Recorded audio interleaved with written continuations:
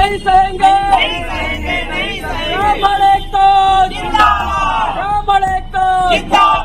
रायपुर में film director Anurag Kashyap के खिलाफ ब्राह्मण समाज ने मोर्चा खोल दिया है।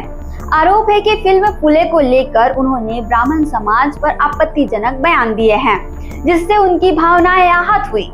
इसी को लेकर समाज के लोगों ने सिटी कोतवाली में शिकायत दर्ज कराई और जमकर नारेबाजी की। दरअसल अनुराग कश्यप फिल्म फूले की रिलीज में हो रही देरी से नाराज थे। उन्होंने सोशल मीडिया पर भड़कते हुए ब्राह्मणों के लिए विवादित भाषा का इस्तेमाल किया।